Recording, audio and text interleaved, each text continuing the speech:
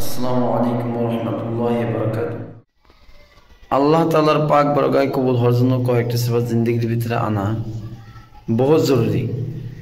ওই কয়েকটি সিফাত হলো ঈমান, নামাজ, ইলম, জিকির, ইকরাম মুসলিমিন, ইখলাস, নিয়ত, দাওয়াত, তাবলীগ।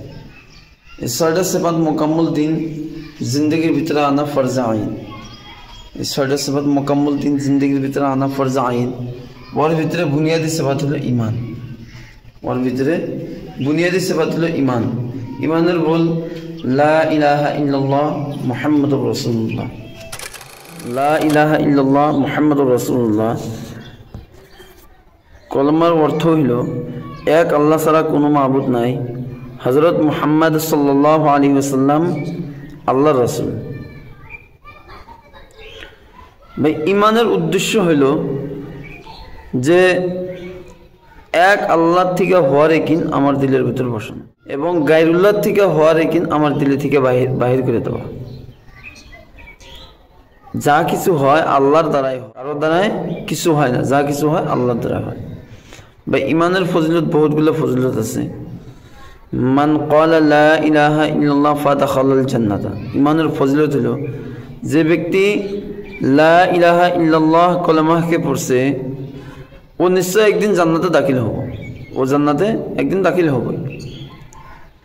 বলা হয়েছে দ্বিতীয় হাদিসের মুফহুম, আয় খাত্তাবের বেটা, যাও মানুষের ভিতরে এটা ঘোষণা করে দাও যে জান্নাতের ভিতরে শুধুমাত্র কারা দাখিল হব? ঈমান ওয়ালারাই দাখিল হব। জান্নাতের ভিতরে শুধুমাত্র ঈমান ওয়ালারাই দাখিল হব। তৃতীয় ফজিলত হলো, ফজিলত বহুতগুলো ফজিলত আছে। মান ক্বালা লা ইলাহা ইল্লাল্লাহ ফাদাখালাল জান্নাতা। ঈমানের ফজিলত হলো যে ব্যক্তি লা ইলাহা ইল্লাল্লাহ কলেমাকে পড়ছে ও নিশ্চয় একদিন জান্নাতে দাখিল হব। ও জান্নাতে একদিন দাখিল হব। বলা হয়েছে দ্বিতীয় হাদিসের মুফহুম, আয় খাত্তাবের বেটা, যাও মানুষের ভিতরে এটা ঘোষণা করে দাও যে জান্নাতের ভিতরে শুধুমাত্র কারা দাখিল হব? ঈমান ওয়ালারাই দাখিল হব। জান্নাতের ভিতরে শুধুমাত্র ঈমান ওয়ালারাই দাখিল হব। তৃতীয় ফজিলত রাসূলুল্লাহ সাল্লাল্লাহু আলাইহি ওয়াসাল্লাম বলেছেন, ওই পাক জাতের কসম যার কবজায় আমার জান আছে, যার কবজায় আমার জান, যদি কলেমা লা ইলাহা ইল্লাল্লাহকে এক পাল্লা রেখে দেওয়া হয়, সাত আসমান জমিন যদি এক পাল্লা রেখে দেওয়া হয়, সাত আসমান জমিনের ভিতরে যা কিছু আছে যদি এক পাল্লা রেখে দেওয়া হয়, তবে কলেমা লা ইলাহা ইল্লাল্লাহর পাল্লা কি হব? ভারী হোক। কলেমা লা ইলাহা ইল্লাল্লাহ পাল্লা ভারী হোক। ভাই এই ঈমানের সিফাত জিন্দেগির ভিতরে আনবার চাইলে 3 লাইনের মেহনত। একটা হলো দাওয়াত, একটা হলো দোয়া, একটা হলো আমলি মাশক। দাওয়াত হইলো শুধু আল্লাহ তাআলার জন্য, আল্লাহ তাআলার বান্দাকে, যে বান্দাগুলো ঈমান হারা, যে বান্দাগুলো দিনের থেকে দূর, যে বান্দাগুলো মসজিদ থেকে দূর, যেগুলো বান্দা নামাজ পড়ে না, বেতলব বান্দার কাছে যায় ঈমানের হাকিকত এবং ঈমানের ফজিলত কয়া এই ভাইদেরকে দাওয়াত দেওয়া, যাতে সে কি করে দিলের ভিতর ঈমানের হাকিকত পয়দা হয় এবং কি ও মসজিদে আসে, এটা দাওয়াত দেওয়া। দ্বিতীয় নম্বর হইল আমলি মশক, যেটা আছে এই আমলি মশক হইল যে বান্দাকে হারাম কামে থেকে বিরত রাখা। যখনই বান্দার থেকে হারাম কাম বা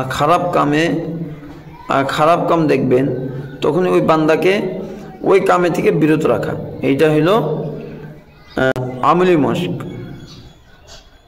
আল্লাহ তাআলা কইছে, আল্লাহ তাআলা কোরআনের ভিতরে কইছে, কুনতুম খায়রা উম্মাতিন উখরিজাত লিন-নাস তা'মুরুনা বিল মা'রুফ ওয়া তানহাউনা আনিল মুনকার।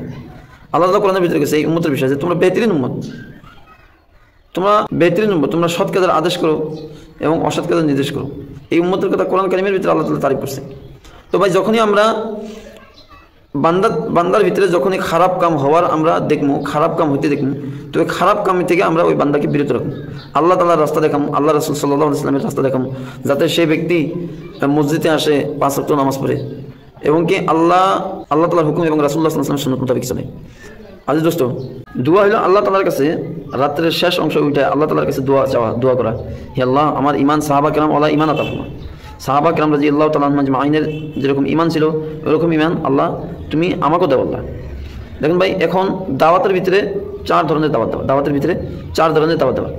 ইনশাআল্লাহ এই 6 সিফাত নিজের জিন্দেগির ভিতরে আনা, আমল করা আপনারা শেখেন এবং কি এই ভিডিওটা অপর ভাইয়ের কাছে কি করেন, শেয়ার করে দেন, যাতে ওই ভাইয়েরও ফায়দা হয় এবং কি আপনারও ফায়দা হয়। बहुत सहज भावे 6 सफरটা করা হলো, बहुत 6 सफर तार भितरे ইমানটা মোকাম্মল করা হলো, কিন্তু আরও আছে, আপনারা ইনশাল্লাহ দেখতে পারবেন। এরপরে আরও কিছু আলোচনা হবো গুরুত্বপূর্ণ ইনশাল্লাহ।